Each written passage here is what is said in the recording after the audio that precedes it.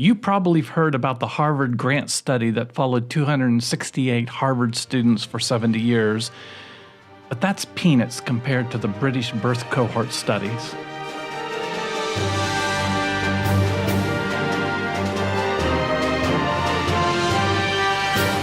You are listening to Wealth Talks. Today here on Wealth Talks, you're going to hear about what Warren Buffett has to say on this subject.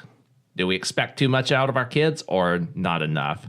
And we're going to talk about some money management principles, including a question from one of you listening to Wealth Talks. Well, John, Warren Buffett started his business at age 6. Wow. He said that his father taught him that we expect way too little out of our children. One of the first things he did was to buy a 6-pack of Coke and then sell it in the neighborhood for 5 cents a can, so he made a 5-cent profit. That is cool. Another thing he did is he'd buy gum from his uncle's grocery store and sell it per stick on the street. At age 7, he began to read his father's investment books, and by age 11, he was working in his father's brokerage firm. That's amazing. So that reminds me so much of what you had us do growing up. We sold eggs for $1 a dozen. Raised the chickens. Mom and Dad subsidized the chicken feed and the chicken house, but that taught us some business principles. And then we worked alongside you in the other business endeavors that you had as well. So how does that translate into something that you can do for your kids listening? Well, I think that we expect way too little out of our kids. I think we shove them into school and preschool and programs that actually limit their ability to grow. They don't really experience real life when they're just bundled all up together with their peers like that. And so we need to help our children interact with the real world out there. And one of the ways to do that is to get them to feel entrepreneuric so that they feel like they're creating value in the world that they live in, rather than just thinking that the world is a great place to play and have a big game in, which a lot of the programs, the preschool activities and even early primary grades, it's more play than it is accomplishment. And we all live for that feeling of accomplishment we get when we are able to complete a task or create value in someone else's life. So you mentioned this Harvard study, and what did the Harvard study come to the conclusion of, and what does the British birth cohort study say about that? Well, should be some interesting information here. The Harvard grant study was on graduate students, and it followed them and their habits and what they did and who they married and how long they stayed married and things like that. But recently, Harvard did another study, and it said that by teaching our children to read too soon or to do their multiplication facts or their addition facts too early, we can stress them out and make them underperformers. And I disagree with that. Because like Warren Buffett, how was he reading an investment manual at age 11 if he didn't learn to read at an early age? How was he able to, at 6 years old, go out and interact in commerce with other people if he didn't understand some communication skills? So maybe we don't need to push our kids so hard in the academics or the schooling. And I've always said schooling is for fish.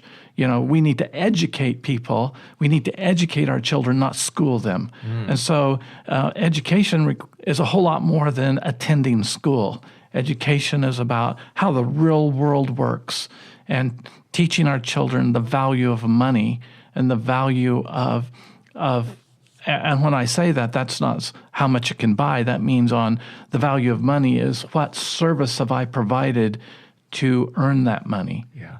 Well, for those of you listening, you don't have to look very far to see the results of what Dad is talking about. Warren Buffett, for example, and then also, not to do this in a bad way, but our family. Look at our family. Are we underperformers because of the way that Dad and Mom raised us? Because you did this very much that way. Well, something that Warren Buffett also was taught by his father at age 7, he said, and that is the power of leveraging other people's money. And I like that because that's really what we teach, John, with the Perpetual Wealth Kid. We're not all Warren Buffetts. And so people are not willing to buy shares in our company and basically let us manage their money for them.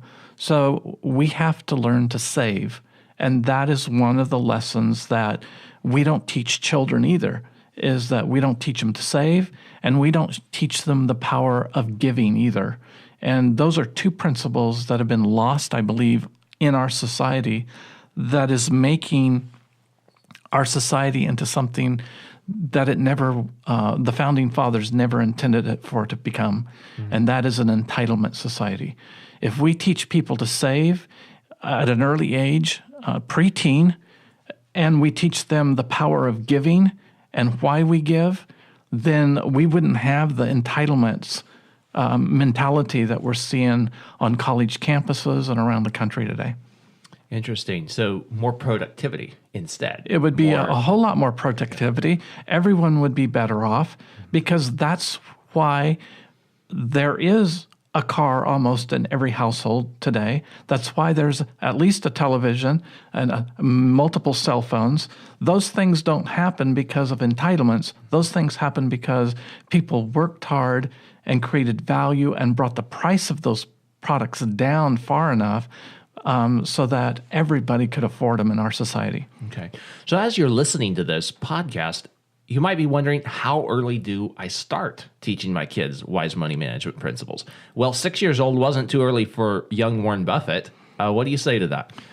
Well, I know with you, John, your mother started working with you with numbers and with phonics when you were just barely 3 years old. Okay. Not because she wanted to force you to read or force you to do math, but she wanted you to have discipline in your life. And of course, with a 3-year-old, you're not going to spend a half an hour doing that. You might spend 5 or 10 quality minutes with them, helping them see the logic behind numbers or the beginnings of phonics so that they can learn how to read.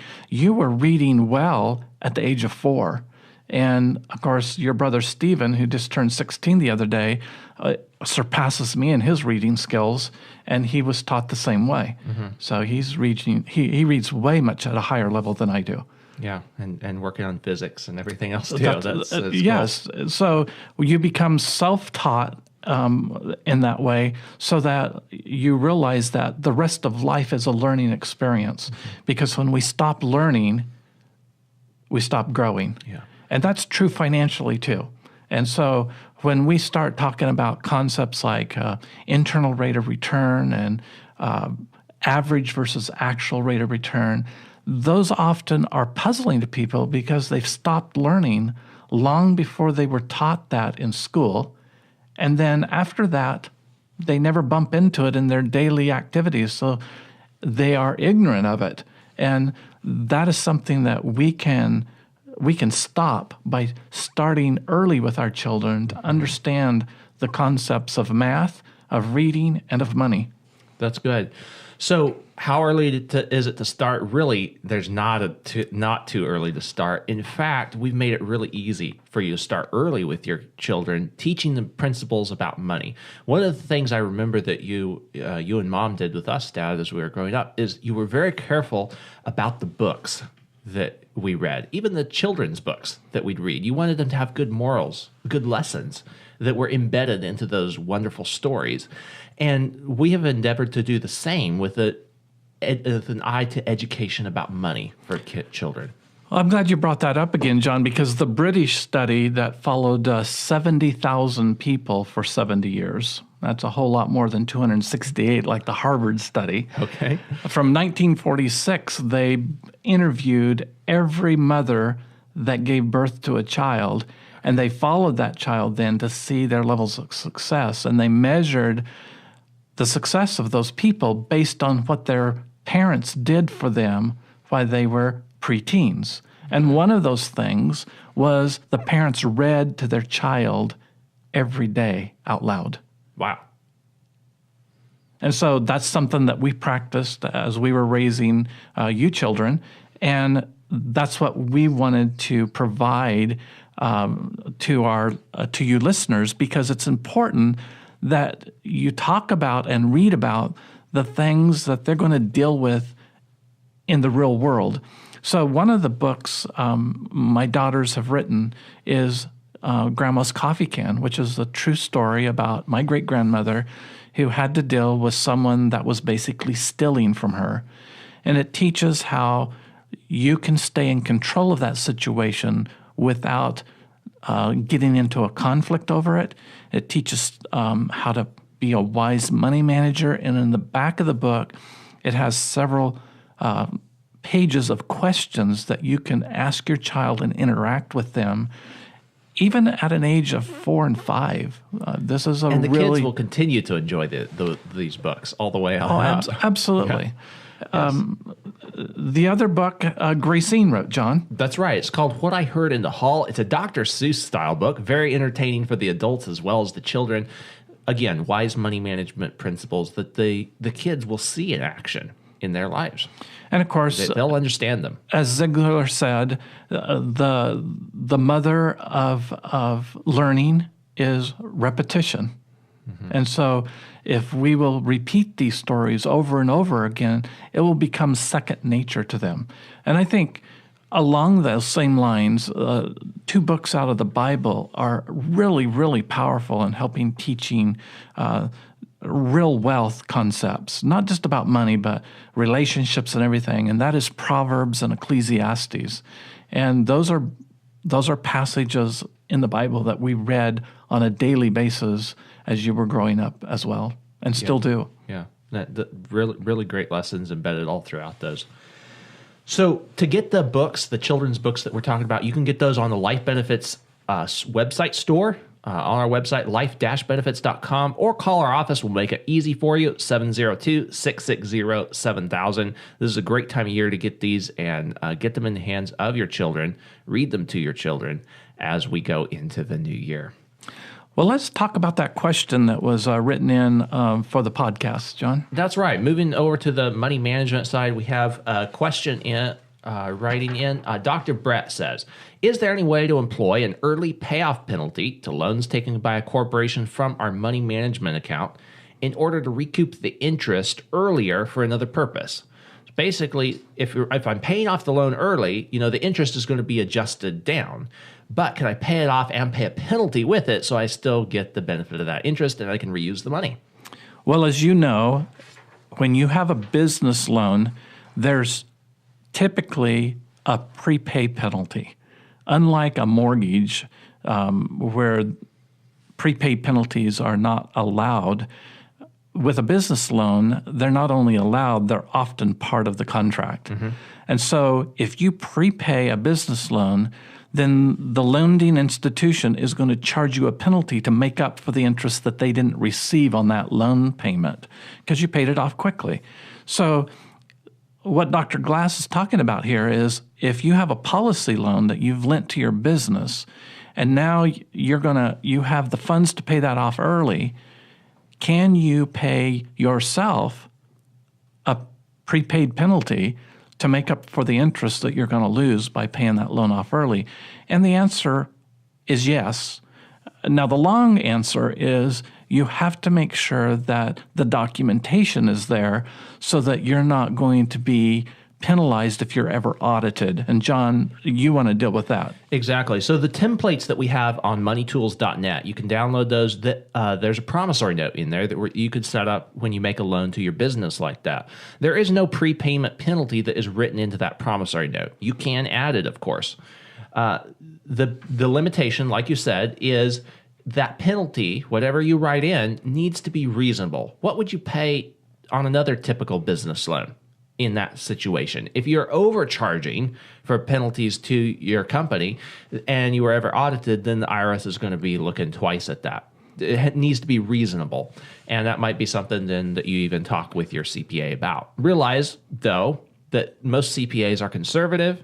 If they don't know about something, they're most likely going to say no because it's their name on your tax return. You might just want to call your local bank or credit union and ask them what the typical prepaid penalty is on a business loan too, And have them fax it over to you or email it over to you. Just keep a copy of that documentation and you're covered. There you go. The other thing that you want to do is you want to go back and change that promissory note. If you wrote it up for a 4-year loan and now you're paying it off in 2 years, you might put onto that promissory note that there is going to be a prepaid penalty according to what you found out from your local bank or credit union that coincides with that. Now, there's nothing illegal about doing that if you're not in the middle of an audit. If you're in the middle of an audit, you probably don't want to be messing with documents that have already been reviewed or are going to be reviewed very quickly. But there's nothing wrong about going back and creating notes that have happened in the past, as long as you're not in the middle of an audit. Yeah. All right. And then we have another question that works with the money management side. We wanted to talk a little bit about how some of the money management works when we're talking about different interest rates, prepayment penalties. How does this work out? Well, a question that you all often ask us is, when do I need to take a policy loan and when should I not? And a real easy general rule of thumb is that anytime that you can save more interest by taking a loan from the policy than what the policy loan interest rate is, you're probably in a good position to take a policy loan. So if, say, you've got a credit card that you're paying 10% on and your policy loan interest rate is 5%, then that's kind of a no-brainer. You can pay that credit card debt off early, and then whatever you were paying to the credit card can come back to you. And part of that interest, the 5% of the interest will go to the insurance company. That's a good deal. However, it becomes a little bit more sticky when, let's say that you have a 5% policy loan and you have a 3% credit card. Now, is that ever a profitable position to be borrowing money to make that happen? Not really. Yeah, I mean, if you find a 3% credit card, I'd like to know about that. But obviously, there's a lot of loans out there that are low interest rate right now. Car loans, mortgages, especially mortgages, because not only do you have that low interest rate, but you also have that long time frame. Yes. So if there's a cash flow factor in there as well. Do you really want to pay that back and take 30 years to get all the money back in your own pocket or back in the policy? So what if I have an opportunity, or you have an opportunity to earn like 3.5% on money that you borrow from your policy that you're having to pay 4.5% on? Can that ever be a good thing to look at, John? Well, it depends on the time factor. Yes, that's what we're talking about now, the time value of money. And so the longer you're going to take to pay that policy loan off, and that's the really neat thing about policy loans, they're interest only until the point that you pay it off, and you get to determine when you pay it off. So in that situation, you could actually make money. So let's say that your policy loan rate is 4.5%, which some of the companies we work with are, okay? And you can make 3.5% on an investment. Really solidly that you can make 3.5% over the next 10 years. Well, what will happen is you can actually make money doing that because your total repayments over, say, 20 years would be $56,000 some odd dollars. But if you can earn just 3.5%, then in 10 years, you'll have created $21,000. Now, you can subtract that $21,000 from what the $56,000 cost you. And the difference then is what the loan really cost you. So you can see the longer you let time work for you, the more profitable this could become to you. And so, again, this takes some deeper thought, and we have to think about it to make sure, and don't just run out and say, I can borrow at 4.5 and save at 3.5 and make money, because it's not always the case. And really, there's two keys that are helping to make this work. One, the time factor. And number two is that you're also repaying some of the principal on the 4.5% loan while you leave the 3.5% to compound for you. So there's a cash flow ingredient as well that is important to make all this work. And this is talking about a lesson that Warren Buffett's father taught him when he was 7. And that is that interest that is working for you is more weighty than interest that you would pay off. So a lot of times when people are following the snowball method or the avalanche method of paying off debt, all they're really worried about is getting rid of their debt. They're not really thinking about what they're going to have when they get their debt paid off. Yes. And so we have to think about what can we earn or what can we save by using the very lucrative terms of long-term credit, like a policy loan or even a credit card sometimes. It's not always in our best interest to rush out and pay those off. And so it's important that you have those debts and those ideas of investing reviewed to make sure that they're going to work out in your best interest in the long run. That's right. And we're happy to be a second set of eyes that can look at the ideas that you have, as you come across something, and review those with you. I would call that a strategy session. You can contact our office to schedule one, 702-660-7000. We'll be happy to help you. Absolutely. We're always here to listen to your thoughts, ideas, questions, or concerns. And we really do mean when we say, give us a call, shoot us an email. We're here to help you keep more of the money that you make, because the more money that you're able to keep, the better off the economy is going to be for you and everyone that you interact with. That's right. We'll be back here next week. You are listening to Wealth Talks, where we talk about solutions, money, and other things that create wealth in your life.